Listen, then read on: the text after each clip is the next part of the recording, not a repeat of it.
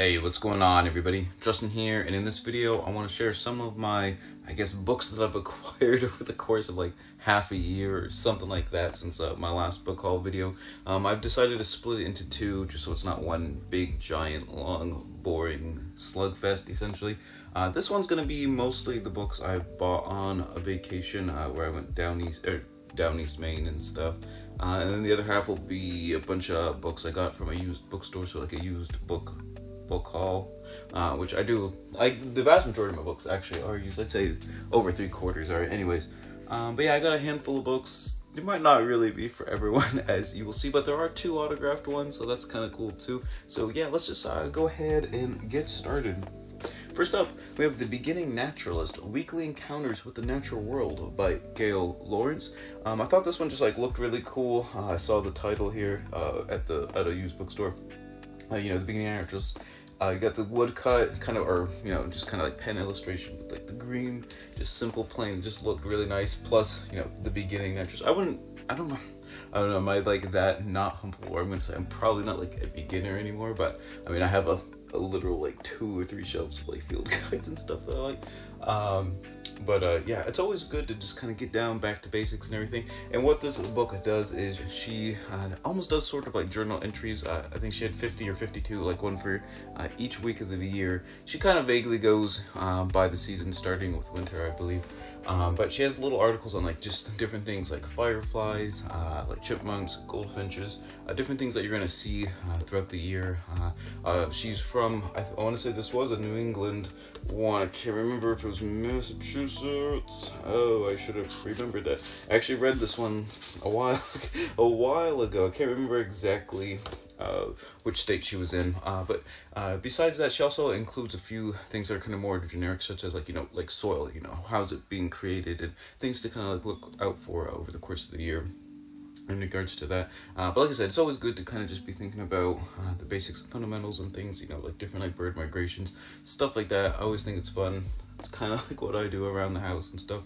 Where I live, in a super out in the boonies, rural living and things like that. And when I actually got into the car and I was like going through some of the books and stuff, I noticed it does say Gail Lawrence there, so it might be an autographed copy here. I actually didn't even notice that in the store because apparently I just like started with the index and stuff and didn't even notice like the signature on the cover page. So that was actually like a really cool surprise. Like I said, I really enjoyed it. It's a little, it seems a little dated. I think it's originally from like the 70s, but still, I think it was a lot of fun. Stuff like this, I don't know, I'm just a sucker for whatever these like little just nature essay type things, as you'll see. And the next one here, we got Nature by Bill Gilbert, and it's pretty close to the same thing. This one's not like in a chronological order, but essentially it's just a bunch of different essays on kind of different topics of the natural world and like the human relationship with it. I have not read this one yet, but there was this little blurb on the back that I really just showed kind of like the breadth of what's going to be going on. With characteristic grace and wit, Bill Gilbert makes something intensely new of our ancient preoccupation with the common connections between us and the rest of nature. In 14 wide-ranging articles, he looks at rivers, rattlesnakes, grizzlies, oyster mushrooms, falconry, winter camping, mountain men, 19th century eccentrics, and other diverting phenomena. So that's, I don't know, it just sounded like right up my alley for like kind of like just, rural living, nature, essay, I guess just like article type things. Plus the cover, really, I thought it was like just really awesome. I don't know.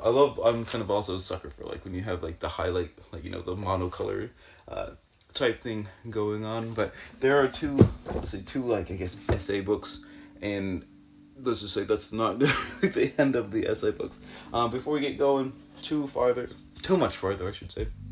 If you want to support the channel, if you like kind of like what's going on and kind of the content I put out and everything, a really good way to support the channel is actually to go to my Etsy shop, which I'll leave down some links below in the description, whatever, where I sell signs on like philosophy and nature and stuff. I just released some on different sayings by Henry David Thoreau, so I'll like be showcasing a few of these, in the course of the videos and everything. But even just liking the shop, liking the items, favoriting them, or whatever it is on Etsy, I think it's favoriting them, really helps me out, like the algorithm and stuff like that. So thanks so much.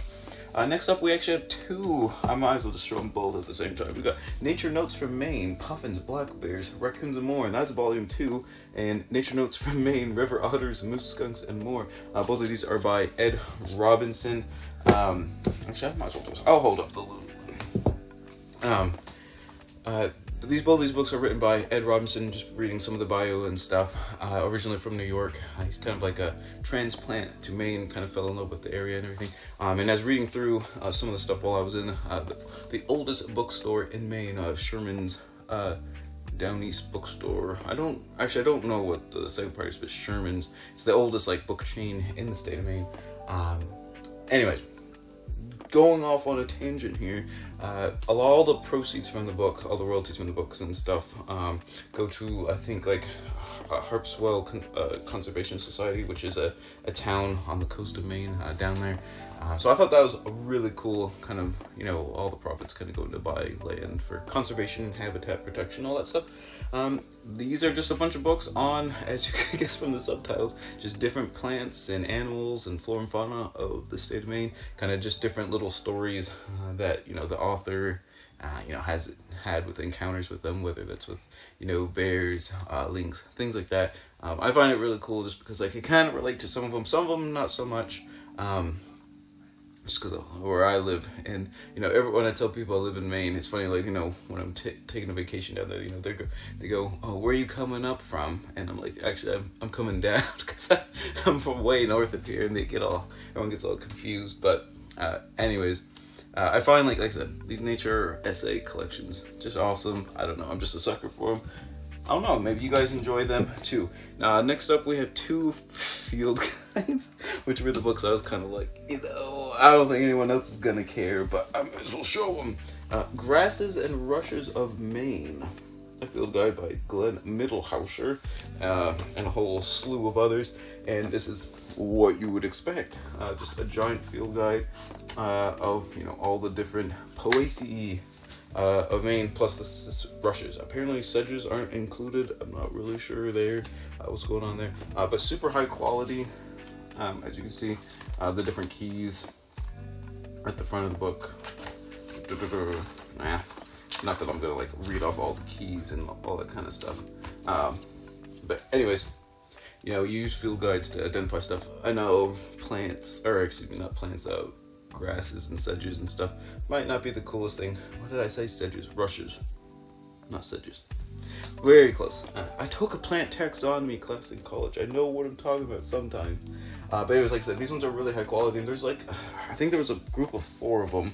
I picked up 2. I picked up that one, and then this one that I've actually used quite a bit on my vacation. The Plants of Acadia National Park.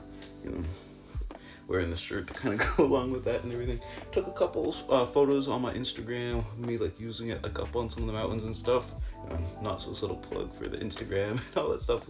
I'll leave those links down below as well. But definitely a lot of fun. Like I said, these ones are actually very, very high quality. Just like using the keys to, like here's a better picture of like the keys and stuff. So, anyways. Just really fun using them. I don't know, I get a kick out of doing stuff like that. Like I said, I got 2 shelves worth almost fully booked on different field guides for plants and animals, stuff like that. So, that's just something I'm into. I think there's one for flowers of like the islands of Maine, and I think there's one for Baxter State Park, which is a really big park in the state of Maine. But I gotta get those ones. And last up, we have Loom Lessons, Uncommon Encounters with the Great Northern Diver by James Peruke. And apparently he is like the world's leading expert on loons. And loons are a really cool bird. This one also is actually an autographed title in the bookstore. So I thought that was really cool too. Just some like little trivia things about loons. For example, like they're one of the birds that can actually carry their offspring, the little younglings, on their back as they like swim along on the lakes and stuff for a little while. A lot of birds don't actually do that. Loons do.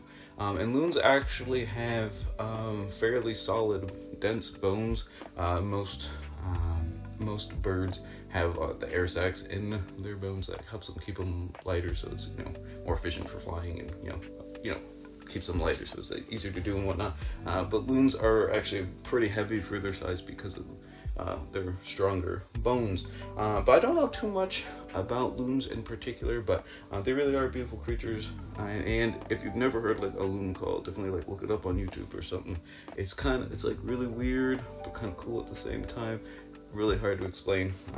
But like I said, James Peruke is essentially the world's leading expert. Follows them around in Canada, Maine, Minnesota, and down south, I think, around Louisiana, where they migrate sometimes, if I remember correctly, just from like some of the stuff I was like researching and whatnot. But yeah, definitely looking forward to like kind of learning about, more about looms, but also I think there's going to be some sort of like life lessons, obviously, thrown in to the book as well. Jennifer Ackerman was one of the, I guess, blurbs that gave it like a review and stuff, and she's written like The Bird Way, The Genius of Birds, and a few other books as well. I've read a couple of them and they're all really good. She's like kind of like one of like the popular science writers for birds that's really popular, so definitely picked that one up when I saw it. So there are some of the books I picked up on vacation. I got some more books, like a bunch of, I think there's like 8 or 9 like used books I got from a used bookstore that I was really excited to get as well. I might throw that in like towards the end of the month. But yeah, like I said, I'm getting some momentum going, getting some videos actually like coming out, so it feels really good. If you enjoyed the video, don't feel bad. Is that what I almost said? Please give the video a like and thumbs up, all that kind of cool stuff. Leave a comment down below about what the best book you picked up recently is. I'm always on the lookout for good recommendations, and whether you're reading anything good or not, read victoriously.